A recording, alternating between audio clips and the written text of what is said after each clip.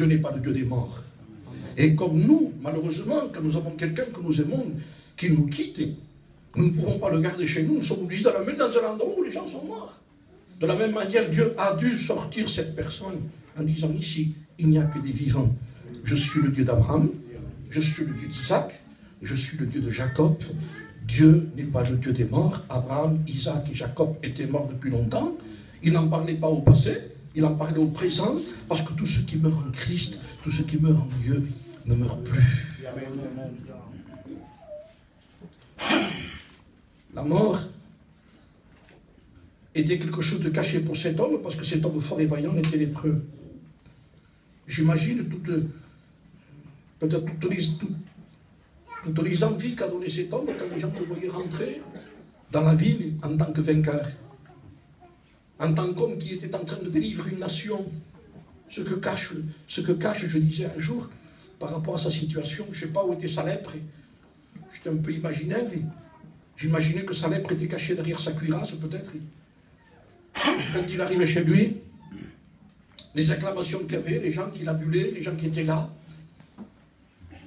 les gens qui étaient là pour le recevoir, il était là, et il oubliait presque son mal, lui. Mais quand il rentrait chez lui, sa femme, et une petite servante qui avait, connaissait la situation. C'est-à-dire que j'imaginais un peu que quand cet homme sortait sa cuirasse, et qu'il se regardait avec le moyen qu'il avait pour se voir, la lèpre, elle y était. Et ça, c'était personnel. Ça veut dire que Dieu connaît ce que les gens ne connaissent pas. Derrière une apparence, il y a beaucoup de misère. Derrière une apparence toujours, on légalise tout aujourd'hui. Et on est en train de dire quel bonheur, lui, combien il est heureux, lui. Difficile à comprendre comment certaines personnes ont pu se suicider. J'avais lu il y a très longtemps, la fille d'un homme qui s'appelle Onassis, héritière d'un héritage incalculable. Petite fille, avec elle avait tout. Elle avait hérité d'une fortune colossale de son père, sans savoir pourquoi. Sur les journaux le lendemain, elle s'est suicidée. On ne comprenait pas. Ça veut dire que l'apparence de la cuirasse, qui brillait, qui était lissée, qui était astiquée, cachait une misère énorme. Nous sommes derrière une misère énorme. Nous vivons une misère énorme. Cette misère, les gens essayent de la cacher. Il y a le système religieux qui est rentré dans le jardin d'Éden aussi. Il n'y a pas simplement que les incroyants qui essayent de cacher ça. Il y a aussi la religion qui a essayé de cacher ça. C'est-à-dire le péché. De suite après, Adam et Ève, avoir péché, ils se sont fabriqués une ceinture de feuilles et de figuiers. Ils savaient qu'ils n'étaient pas présentables devant Dieu déjà. Ils ressentaient déjà qu'il y avait quelque chose à cacher. Et quand Dieu venait le soir, c'était fini pour eux. Ils sont habillés, ils ont fait un habillé en disant peut-être là, c'est suffisant. Ils ressentaient quand même dans leur cœur qu'ils n'étaient pas assez habillés pour se rendre présentables. Chaque feuille, j'étais en train d'imaginer chaque feuille, chaque nom. Chaque feuille, chaque titre qu'on aurait pu donner à n'importe quelle religion, chaque nom. Nous ne prêchons pas une religion. Nous ne prêchons pas une étiquette, une ethnie, ni un mouvement qui, si ça restait un mouvement, il n'y aurait pas de problème. C'est plutôt un monument dans certains endroits. On a voulu cacher. Et il y a le mais de Dieu. Dieu sachant ce qui s'était passé, Dieu cherchant sa créature dans le jardin, mais Dieu appela Adam. Et je crois que la parole de Dieu vient déjà là. La même parole que nous vous prêchons ce soir. L'exemple que je vous donne ce soir peut typifier un exemple général d'un homme heureux, formidable, extraordinaire, qui n'a besoin de rien, peut-être avec sa croyance, je ne sais pas. Mais cet homme fort et vaillant était lépreux. Malheureux, angoissé, dépressif. J'ai entendu dire que la France, c'est la championne du monde. en ce qui concerne ce problème. Comment s'en sortir? Comment faire? Heureusement qu'il y avait dans cette maison une petite esclave libre. Une esclave libre.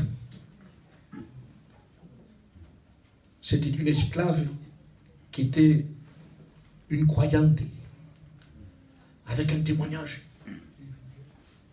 Ça représente l'Église dans le monde. Ça représente le véritable chrétien, qui paraît esclave, qui paraît petit, qui passe insignifiant. Le vrai chrétien, l'authentique homme de Dieu, l'authentique chrétien, celui qui a fait l'expérience du véritable christianisme, ne passe pas pour rien aujourd'hui. N'a pas son mot à dire, je dirais même. Cependant, le témoignage de la petite esclave ici. Quand j'ai lu son témoignage ici, on ne parle pas beaucoup de son témoignage en réalité, mais sa crédibilité. Elle n'a dû que dire qu'un seul mot pour remettre en question, pour mettre en marche tout un système de général, de président. Il fallait le faire, ça, hein? Et de tout ce qui suit. Cette fille a dit, si mon maître était à tel endroit, il y aurait l'homme de Dieu. Et l'homme de Dieu, selon la Bible, l'homme de Dieu, selon la parole de Dieu. Élisée, c'était en ce temps-là, le représentant du ciel, le médiateur, celui qui on consultait Dieu par lui. Si cette femme, si mon Seigneur serait là-bas, certain que ça l'être guérirait.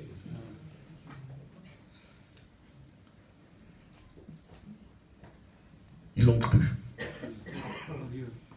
Alors j'imaginais, entre parenthèses, vite fait, je vous dis ça par rapport aux chrétiens. Témoignage. Comment elle s'est fabriqué son témoignage? Je suis en train de penser, dans sa maison, c'est une fille en train de nettoyer. Elle veut une bague à or, je ne sais pas moi. Et au lieu de dire, bon, ben voilà, hein, il y en a tellement dans la maison, on ne va pas s'apercevoir. Maîtresse, vous avez perdu ça. Témoignage. Ils l'ont entendu certainement dans sa petite chambre en train de louer le Dieu d'Israël. Le vrai Dieu. Et jamais ils l'ont entendu dire certains mots bizarres. Témoignage. Cette petite fille a eu son mot à dire. Et je vous le dis en vérité. Que l'évangile aujourd'hui a son mot à dire. Je vous le dis aujourd'hui, l'Église qui passe inaperçue, qui semblerait étouffée par la quantité, c'est celle qui brûle.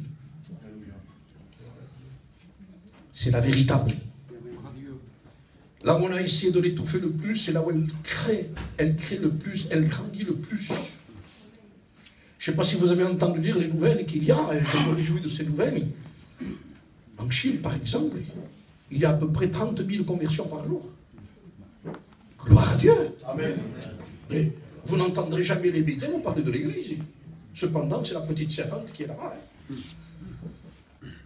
Et dans les pays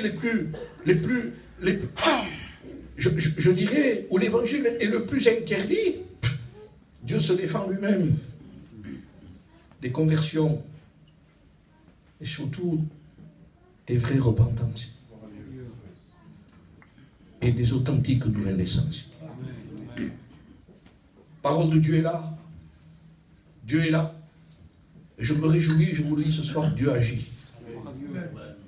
Cette petite fille avait le message. Cette servante annonce ce message et la patronne, donc je dirais, de la maison, dit à Naaman, tu sais que la servante a parlé de telle manière. Alors, réaction, je vous dirais, simplement humaine de Naaman. Ben voilà, mais on va y aller, quoi. Pas de problème. Alors, il porta, Naaman va dire à son maître, la jeune fille du pays d'Israël a parlé de telle manière, le roi de Syrie va, rends-toi à Samarie, je t'enverrai une lettre de recommandation. Écoutez bien, tout ce qu'il prend avec lui, il veut s'assurer quelque chose qui va l'aider. parti prenant avec lui 10 talents d'argent, 6000 cycles d'or, et 10 vêtements de rechange. En un mot, qu'est-ce que ça va? Je vais vous dire ce que vous voulez faire cet homme. Cet homme était prêt à payer. Mais il n'était pas prêt à s'humilier. Qu'est-ce qu'il faut payer ici, dans cette nouvelle religion que j'entendais? Je vais vous dire, rien. Comment? Rien. Parce que de toute façon, c'est trop cher. Ne venez pas avec vos richesses. Ne venons pas avec nos connaissances. Ne venons pas avec des lettres de recommandation. Dieu ne les connaît pas. Il ne connaît qu'un seul nom par lequel nous pouvons être sauvés. Si ce n'est que le nom de Jésus. Avec quoi me présenterai-je devant Dieu, dira un homme de Dieu, pour m'humilier devant lui? Offrirai-je à Dieu des torrents d'huile, des milliers de béliers? Offrirai-je mon premier-né? Et la Bible répond, on t'a fait connaître aux hommes ce que Dieu demande de toi, ce que Dieu veut de toi. C'est que tu sois humble. C'est que nous retrouvions nos origines. Et je vais vous dire une chose. Ne cherchons pas nos origines dans les auteurs. Hein. C'est pas si haut, il dit. Ou alors, descendez. Non, plus bas. Ou par terre. Il y a une version dans la Bible qui appelle Adam le glébeux. On vient de la terre. Nous avons été formés de la poussière. Et parfois on cherche nos origines dans les deux. Il dit non, là. Et c'est à partir de là qu'on peut reconnaître notre fragilité. Tu es poussière. Et tu retourneras à la poussière. Quelle grâce de nous faire connaître qui nous sommes. L'évangile commence par ça. Il commence d'abord pour nous montrer qui nous sommes, notre fragilité. L'évangile commence par d'abord nous montrer que nous sommes des rebelles, des pécheurs, que nous sommes privés de la gloire de Dieu. L'évangile seul nous révèle l'odeur du péché. Je disais un jour, je l'ai lu dans un livre, que le gaz par lui-même n'a pas d'odeur. L'odeur du gaz, normalement, le gaz est inodore. Et l'odeur qu'il y a dans le gaz, ce sont les hommes qui l'ont mis. Donc quand vous ouvrez, vous rentrez chez vous et que le gaz est ouvert, vous ressentez une odeur qui vous dit le gaz est ouvert. Ce sont les hommes qui l'ont mis, normalement ça n'a pas d'odeur. Et partout chez nous c'est la même odeur, c'est la même odeur du gaz. C'est-à-dire que les hommes ont été assez sages pour mettre de l'odeur dans le gaz, parce que quand on rentre chez nous, si le gaz est ouvert, il n'y aurait pas cette odeur qu'ils ont mis, on peut se coucher tous, dormir avec nos familles, le lendemain on ne se réveille plus. On est mort, fini, asphyxié. Alors on dit, quelle sagesse! Quand on rentre de sentir l'odeur du gaz, je dis vite, vite, ouvre les fenêtres, ferme le gaz. Le péché est inodore. Il n'a pas d'odeur. Les gens l'ont légalisé. Ça n'est rien, c'est rien le péché. Au contraire, ça ne fait pas du mal aujourd'hui. On le favorise. Et quand on ouvre la Bible, si les hommes ont mis de l'odeur dans le gaz, la Bible met de l'odeur dans le péché. Quand on l'ouvre, on sent la mort. On sent cette odeur. L'odeur de la mort. Le péché, c'est la mort. Le salaire du péché, c'est la mort. Dernièrement, je me suis trouvé dans un endroit, j'ai senti une odeur de mort. Il y avait certainement un chat mort par là, un rat. Mais je vous le dis, ça se sentait. L'odeur infecte. Eh bien, quand nous ouvrons la parole de Dieu, quand le ciel s'ouvre devant nous, il nous dit ce que tu vis, avec quoi tu vis dans la mort. Ça a une odeur terrible pour le ciel, pas pour les hommes, et même pas pour la religion. La religion, ça va. Essayons de s'habiller. C'est pas la peine d'en faire plus. Nous croyons tous au bon Dieu, et c'est ça le problème. Nous ne croyons pas au bon Dieu. Nous croyons que nous avons un Dieu qui est bon, oui, mais pas au bon Dieu. Un Dieu véritable, authentique, réel, qui nous a créés, dont nous sommes les créatures, il est le Créateur. Amen. Et qui a de la patience.